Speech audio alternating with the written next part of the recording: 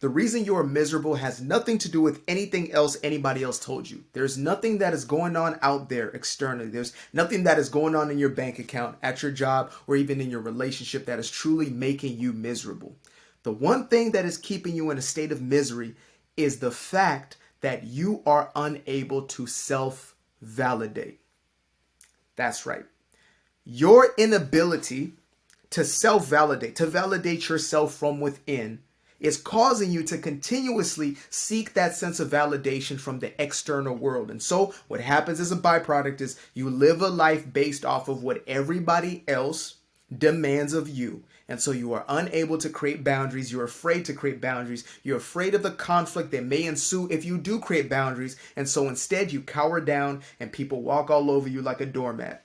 Or maybe you're not the doormat type. Maybe you're just the one who runs away from any sort of relationship or any sort of closeness. And so you suffer because you truly never have that close, tight-knit bond with individuals. And you always feel you have to put on a mask, that you have to fake it, that you have to be on, you have to be a certain type of way, anything besides your true, authentic self in order for people to, guess what? To validate you.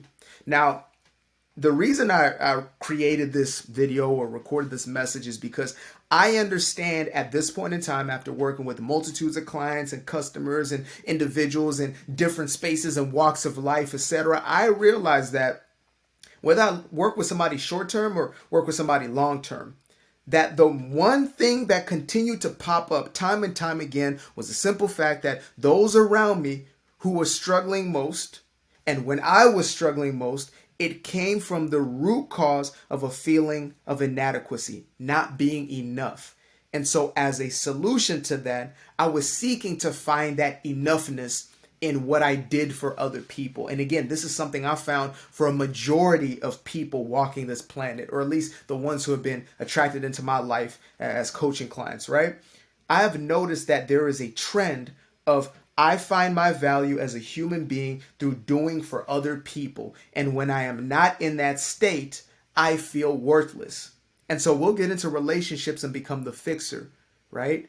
We want to solve people's problems. We want to save the world around us while our world is falling into disaster. I'm going to repeat that one more time. We're so busy trying to save the world that our own personal world is falling apart. And we do all this in the hopes, in the desire that one day I'm going to feel like enough. If I just do enough, I will feel like enough. Now, I had this programming from the fundamentalist background that I came from, right? Fundamentalist religious background I came from. The beliefs that were ingrained in me as a child was you are not worthy. You are not enough. You are less than a worm. You know, in order for you to be worthy, you must do these certain things. In order for your creator to see you as enough, you need to do those certain things. And here are your 10 rules. Here are your 660 rules. Here is the one main rule. It was always conditionality. And that conditional love was demonstrated in my physical experience. Whether it was the way that my parents showed up, whether it was the way that, other family members, other maybe caretakers at the time, whether it was teachers, other authorities within society, etc. The people who are around me showed their love through conditionality. So when I acted in a certain way, when I was good, quote unquote, they showed me admiration, they showed me affection and a positive attention. But when I was showing up as anything less than good, I got the negative response, the negative attention, sometimes neglect, and absolute disinterest. And that's a word that I just added to my repertoire because that came up when me and my girl were watching a Patrick Teagan or Teahan, I think it's Patrick Teahan, dope therapist. Make sure to watch his content. Yeah, that came up in one of his videos when I was like, oh, I never thought that, a disinterest was a form of neglect, especially when it comes to relationships with a parent and a child. And so, again, I realized that the programming that I had, the conditioning that I had over my life, was essentially ruling and controlling the way in which I moved through my life as an adult. Even though I believed I was a free will individual doing what I wanted, those subconscious beliefs were, hey, you are not enough, you are not adequate, you're never going to be good enough until. And that until move forward and forward and forward. It was always like kicking or they say like moving the goalpost, right? Not kicking the goalpost, but moving the goalpost. It was never going to be enough.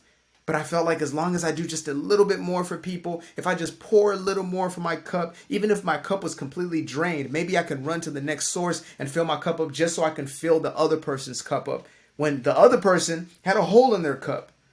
You understand me? And so I found myself at a state where I said, you know what?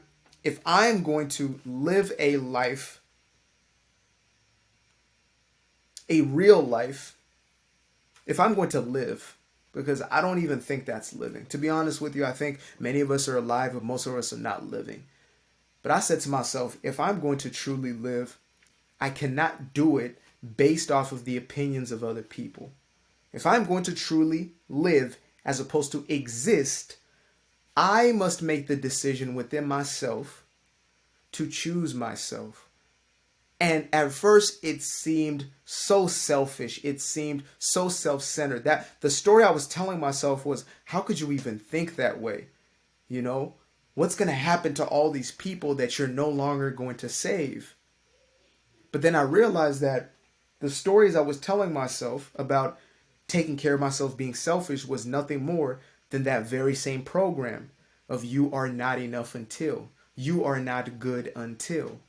And it was a contradiction in my mind because I was taught of a God who's supposed to love me completely, absolutely, unconditionally, to show me the agape type of love, as they call it in Greece. But in reality, I felt like I could not be deserving of love until I was fixed. And the only way I would be fixed was by going out and fixing other people. And it was quite ironic because when I first started on this journey of sharing and teaching and, taking these deep dives with y'all, I did have a large part of myself that was doing it still from the same place of like trying to heal or fix the world. But now I realize I'm doing this for me. I'm doing this because I'm called to it, but I no longer feel my sense of self-worth coming from what it is that I do, at least not completely. There's still aspects that I have. I'm not going to lie. There's still aspects of me that feel like, man, you know what? I feel good enough when right? But in majority, when I started to do that inner work of learning how to truly self-validate, of taking myself through the process, right? Subconsciously and then eventually consciously, and then I created a process of this, and it's a process that I base my life on. It's a process that I teach to my students, my clients, and I realized, man, my ability to self-validate is bringing me a true sense of living because I no longer rely on somebody else to tell me who I am. I no longer need somebody else to be an identifier of who I am or what I am. Instead, I get it directly from the source that I am more than enough, that I am loved, that I am whole already. And that true messaging, when it stuck, everything changed. And I was able to deliver in a different way and to show up in the world a different way. It was so ironic that when I stopped caring so much, the things that I desired started showing up.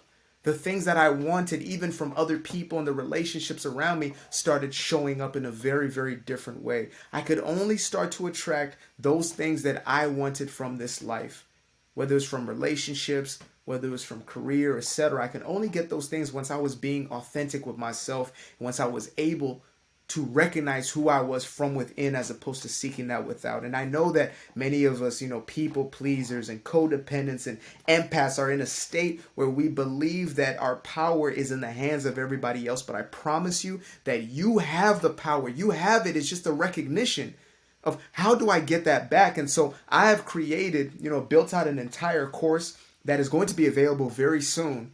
That is a course on self-worth. And it takes you through the process of how to regain that power back. And for those who want to take it a step up, I created a coaching program based off of that, which is how to go from people pleasing to personal power. How do we develop that within ourselves?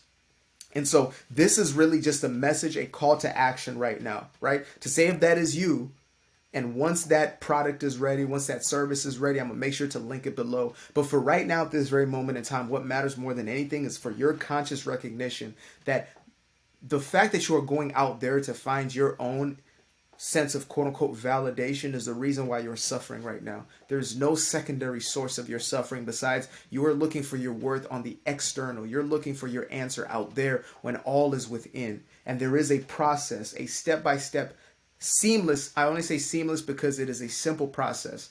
It's not going to be easy, I'll tell you that. It's a commitment. It's a life commitment. But what you reap as a benefit, what you reap as a reward is your life back. And I really got my own life back. I can't tell you guys what it was like to live every single day in a state of constant anxiety of feeling like I had to be on, to the point I didn't even want to leave the house in most cases. I didn't want to talk to people because I felt like I just had to wear a mask around them. And so I came to a point when I said, nah, enough is enough. Nah, there has to be something else. And that's when the master showed up, right? They say when the student is ready, the teacher shows up. That's when the teacher showed up in my life. And so I truly hope, more than hope, I know that this is that moment for yourself. This is that call to action, that call to greatness, that call to life for you. Thank you for watching this. I appreciate you so much. Make sure to subscribe to the channel if this has been of value to you. Make sure to like this video, share it with the people that you love. Watch it with your loved ones, watch it with your kids, etc., etc. Peace.